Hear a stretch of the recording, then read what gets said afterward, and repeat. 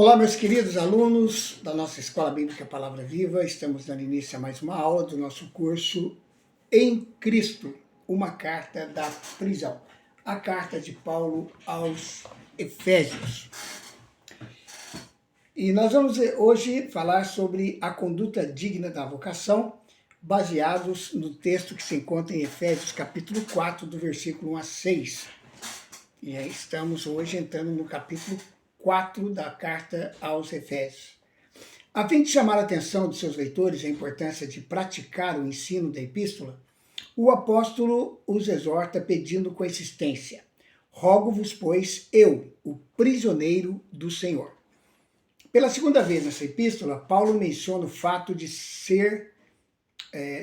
que a sua prisão é vontade do Senhor. Paulo está mostrando para os seus leitores que o fato dele estar ali na prisão não era uma mera casualidade, não era uma circunstância da vida, pura e simplesmente, mas era algo que estava acontecendo dentro do propósito de Deus.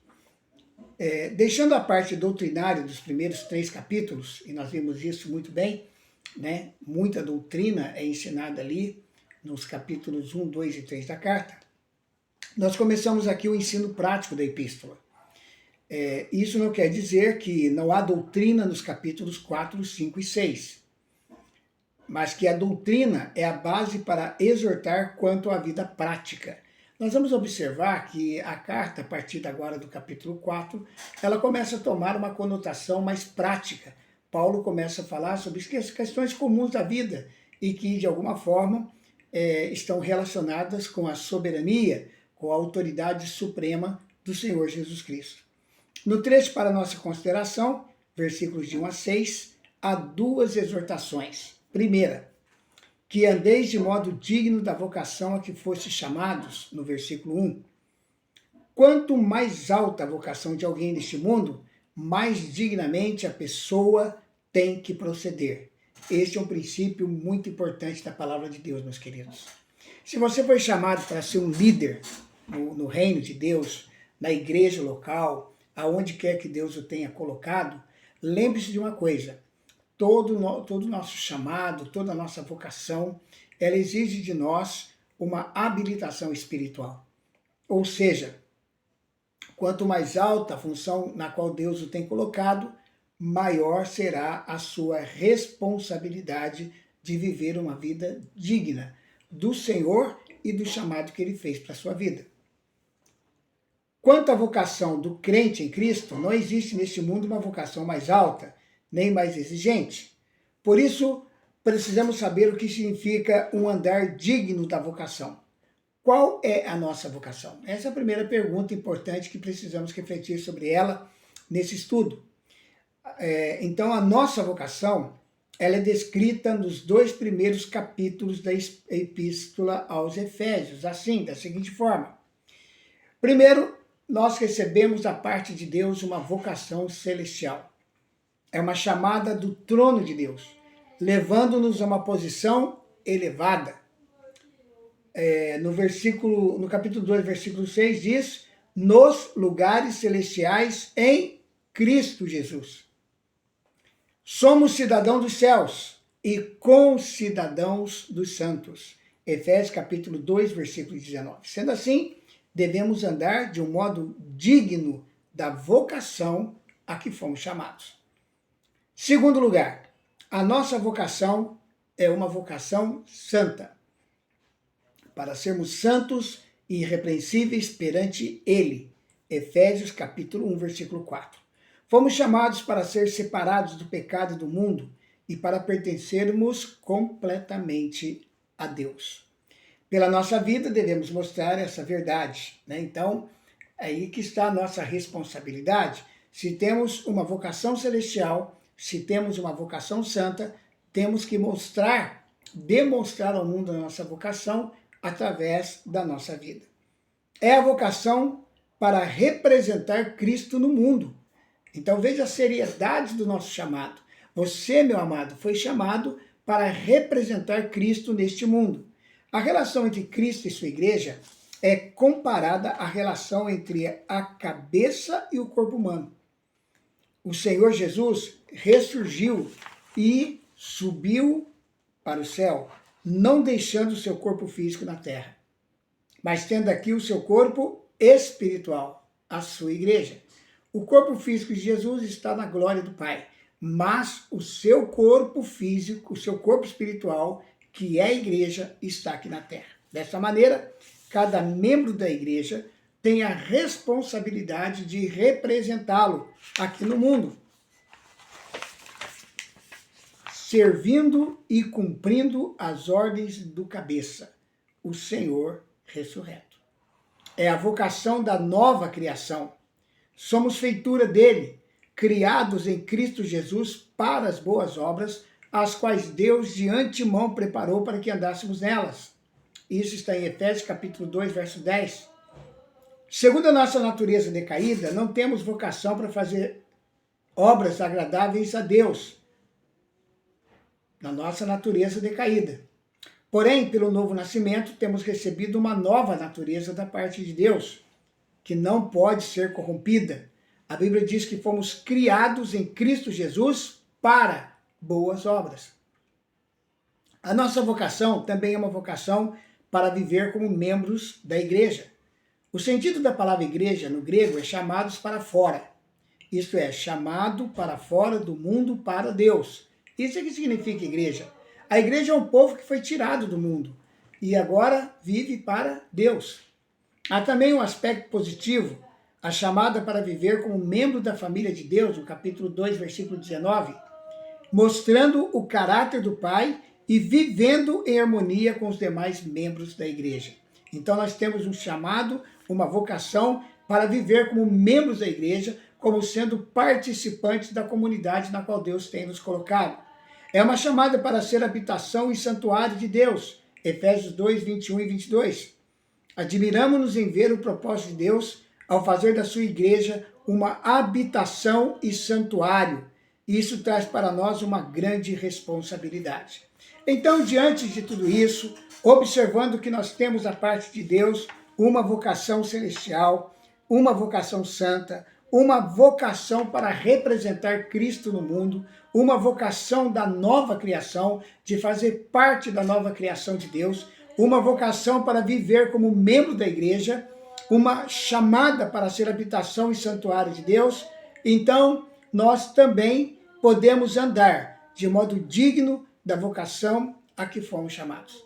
E a pergunta é, como é que nós podemos andar de modo digno da vocação a que fomos chamados? O versículo 2 é a resposta. Com toda humildade e mansidão, com longanimidade, suportando-vos uns aos outros em amor. Então, em primeiro lugar, Paulo nos mostra que nós podemos andar de modo digno da vocação a que fomos chamados se andarmos com toda humildade. É o caráter do Senhor Jesus. Ele disse, sou manso e humilde de coração, em Mateus 11, 29. A Epístola aos Efésios ensina-nos que devemos tudo à graça de Deus. E por isso não há lugar para orgulho. A humildade é essencial para fazer o serviço de Deus e também para viver em harmonia com os demais. Em segundo lugar, a palavra de Deus nos mostra que podemos andar de modo digno da vocação a que fomos chamados, se andarmos com mansidão. O Senhor Jesus é manso, porém esta é uma qualidade desprezada pelo mundo. O manso se conforma com a vontade de Deus em qualquer circunstância da sua vida. Talvez esse seja o melhor sentido da palavra mansidão. Nos conformarmos com a vontade de Deus em cada área da nossa vida. Não é o crente, quando ele é manso, ele não é revoltado, não é vingativo. E quando ofendido, em vez de reagir, ele entrega o seu caso nas mãos de Deus e espera dele a solução do problema. Moisés é o exemplo de mansidão no Velho Testamento. A palavra de Deus registra essa verdade. Era o varão Moisés muito manso, mais do que todos os homens que havia sobre a terra. Números capítulo 12, versículo 3. Quando falsamente acusado por Arão e Miriam, em vez de disputar com seus irmãos, ele entregou o seu caso nas mãos de Deus e Deus mesmo agiu. E quão dura foi a ação de Deus nesse caso, não é verdade? Em terceiro lugar, nós podemos andar de modo digno da vocação a que fomos chamados, se suportarmos-nos uns aos outros em amor. Tolerância é mais uma qualidade necessária para viver na família de Deus. Está bem patente que Paulo está pensando na coletividade ao escrever essas palavras, porque na família de Deus precisamos dessas 4 qualidades. E a quarta qualidade, que eu inverti aqui para colocar depois desse suportar uns aos outros em amor, porque é necessário que para que isso aconteça nós tenhamos o quê? Longanimidade. É o caráter de Deus e demonstra paciência em face de grande provocação e ofensa. Pode ser resumida pelas palavras tudo sofre, lá em 1 Coríntios, capítulo 13, versículo 7. Então, esta é a primeira exortação que Paulo faz nesse trecho do versículo 1 ao 6 do capítulo 4, que andeis de modo digno da vocação a que foste chamados. Então, nós temos que procurar andar com toda humildade, com mansidão, longanimidade e suportando uns aos outros em amor. Agora, a segunda exortação que Paulo faz nesse texto é esforçando-vos diligentemente para preservar a unidade do Espírito no vínculo da paz. Versículo 3. A unidade do Espírito. O que é, na verdade, essa unidade do Espírito? É a obra do Espírito Santo na formação e na união da igreja, unindo os salvos de diversas raças, classes sociais e temperamentos para formar a igreja universal, como lemos em 1 Coríntios capítulo 12, versículo 13. Pois em um só Espírito, todos nós fomos batizados em um corpo, quer judeus, quer gregos, quer escravos, quer livres, e a todos nós foi dado beber de um só Espírito. O corpo é a figura que nos ensina a respeito da unidade da igreja. Paulo não poderia ter usado uma comparação melhor. Tanto o corpo quanto a igreja são organismos e não organizações. São unidos pela vida. A Igreja Universal de Cristo é composta somente de redimidos e regenerados. Esta é a união invisível, espiritual e real da igreja. E não é feita pelos homens. É obra unicamente de Deus pelo Espírito Santo. A unidade do Espírito não é a unificação das igrejas apóstatas, pois o fim delas é o juízo. Não é uma confederação de igrejas evangélicas. Não é uma união externa e visível, mas sim a união espiritual de cada membro do corpo de Cristo com os demais membros. O nosso dever não é unificar a igreja, o corpo de Cristo, porque essa é uma obra feita por Deus. Não é o homem que vai fazer isso. Mas nós temos a responsabilidade, sim, de preservar a unidade do Espírito no vínculo da paz. Agora a pergunta, mas como é que nós podemos preservar a unidade do Espírito no vínculo da paz? Existe o elo que cada irmão em Cristo deve preservar. É o elo de cooperação e de paz entre os irmãos. A linguagem do apóstolo Paulo indica que nem sempre é fácil preservar a unidade do Espírito. É necessário esforço e diligência. Por isso Paulo diz, esforçando-vos diligentemente, no versículo 3. Uma das razões é que a união não depende só de uma pessoa. Paulo escreve a respeito da falta desta união em Filipos, lá no capítulo 2, verso 1 da sua carta aos Filipenses, aliás, do verso 1 até o 4. E em Corinto também, lá em 1 Coríntios 1:10, Paulo vai falar a respeito da falta desta união. Então acontecia nas igrejas do primeiro século situações que provocavam a falta de união. E Paulo trata com essas questões nas suas cartas. Então, ele vai falar sobre a unidade da igreja nos versículos 4 a 6. Esse trecho é de grande valor porque ele apresenta o que todos os crentes têm em comum. As diferenças entre nós são pequenas e não devem nos separar, porque o que os crentes verdadeiros têm em comum é realmente muito grande. Paulo, dos versículos 4 a 6, nos mostra um quadro das três pessoas da Trindade em relação à unidade da igreja. No versículo 4, ele fala sobre o Espírito Santo. Em cada versículo apresenta-se uma pessoa da Trindade. A obra do Espírito Santo não terminou com a formação da igreja, pois ele ainda está atuando, conforme Paulo nos mostra no versículo 4. O Senhor Jesus, no versículo 5, ele diz: há um só Senhor. Jesus Cristo é o Senhor e pela sua palavra a sua igreja é unida e dirigida por ele. Paulo fala que há uma só fé, é a crença base sólida, há um só batismo. Mas Paulo não explica se é batismo na água ou batismo no Espírito. Alguns dizem que se refere ao batismo no Espírito Santo, porque o assunto é a união da igreja. Mas outros acham que é o batismo na água, porque segue o assunto da fé.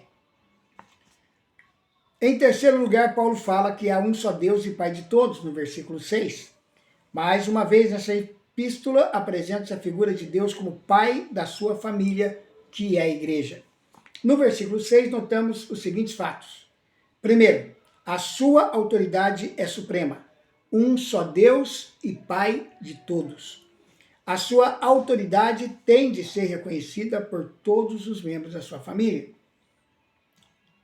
Segundo, a sua maneira de trabalhar. Ele age por meio de todos. Dignando-se a trabalhar por nós, vemos nisso a graça de Deus. As palavras de todos, essa expressão de todos, merece a nossa consideração. Na igreja, amados, não existe um membro sequer que seja insignificante, que Deus não possa usar no seu serviço. Então você é importante, eu sou importante, todos nós, cada um de nós, crentes em Jesus Cristo, é importante para a realização da obra de Deus. Então não se sinta minorizado, não se sinta humilhado. O seu papel, o seu ministério, o seu chamado no reino de Deus é importante para que o todo possa trabalhar juntos na realização de uma grande obra. E finalmente Paulo fala sobre a sua morada em cada crente. Ele dizia: está em todos. O Novo Testamento ensina que Deus Pai está no crente. Também ensina que o Filho de Deus está no crente. Cristo em vós, esperança da glória, Colossenses 1:27. E ainda ensina que o Espírito Santo veio para habitar no crente, João 14:16. É a união perfeita da Trindade. Assim, amados, nós aprendemos aqui nos versículos 1 a 6 do capítulo 4 de Efésios, a conduta digna da nossa vocação. Viva a sua vocação celestial, viva a sua vocação santa, de uma maneira que agrade o coração de Deus, com toda a humildade, com toda a mansidão, com toda a longanimidade, suportando os seus irmãos em amor.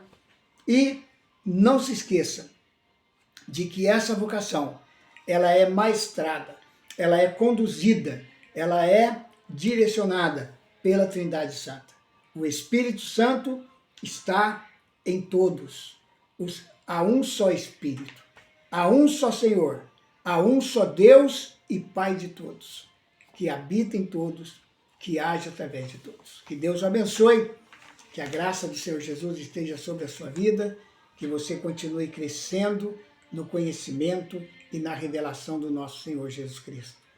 E que você possa desenvolver, de acordo com as instruções dessa primeira parte do capítulo 4 de Efésios, a santa vocação celestial que você recebeu do Senhor. A sua vocação santa. Ser semelhante a Jesus e fazer a obra de acordo com o seu chamado e a direção que Ele tem lhe dado. Que Deus abençoe. Até o nosso próximo encontro aqui na Escola Bíblica Palavra Viva com mais uma aula do nosso curso Em Cristo, uma carta da prisão, a carta de Paulo aos Efésios.